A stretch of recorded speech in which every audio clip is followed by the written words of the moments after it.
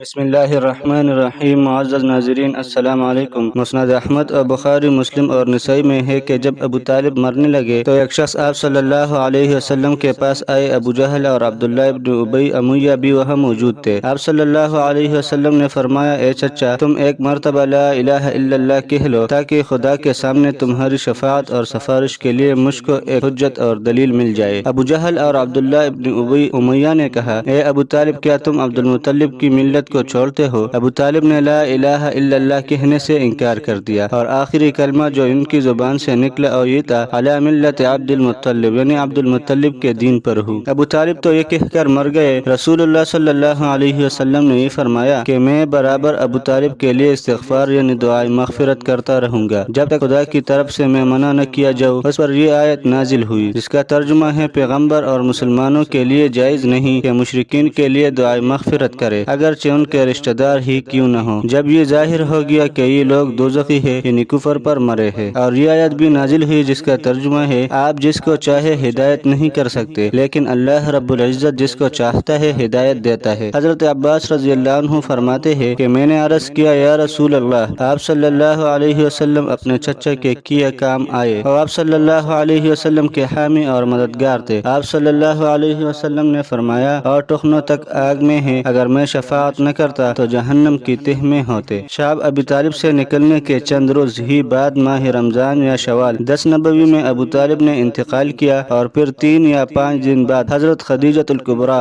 رضی اللہ تعالی عنہا نے انتقال کیا۔ علامہ سہیلی رحمہ اللہ فرماتے ہیں، ابو طالب سر سے پیر تک رسول اللہ صلی اللہ علیہ وسلم کی نصرت و حمایت میں غرق تھے، صرف قدم بجائے اسلام کے ملت عبد المطلب پر تھے، اس لیے عذاب قدموں پر مسلط کیا گیا۔ حضرت علی کرم اللہ وجہہ سے مروی ہے کہ جب ابو طالب مر گئے تو میں نے رسول اللہ صلی اللہ علیہ وسلم سے عرض کیا، یا رسول اللہ صلی اللہ علیہ وسلم کا گمراہ چچا مر گیا۔ آپ علیہ السلام نے فرمایا، جاؤ دفن کر آؤ۔ میں نے عرض کیا کہ تو مشرک مرا ہے۔ آپ علیہ السلام نے فرمایا کہ ہاں، دفن کر آؤ۔ یہ حدیث ابو داؤد اور نسائی میں ہے۔ حافظ عسقلانی رحمہ اللہ نسابہ میں فرماتے ہیں کہ ابن خزیمہ نے اس حدیث کو صحیح بتلایا ہے۔ ایک روایت میں ہے کہ جب حضرت علی رضی اللہ عنہ ابو طالب کے دفن سے فارغ ہو کر ان حضرت صلی اللہ علیہ وسلم کی خدمت میں حاضر ہوئے تو آپ صلی اللہ علیہ وسلم نے ارشاد فرمایا، غسل کر لو۔ اسی بنا پر فقہاء اور علماء کا یہ قول ہے کہ کافر اور مشرکین کی تجہیز اور تکفین کے بعد غسل کرنا مستحب ہے، جیسے کہ اور احادیث میں بھی آیا ہے۔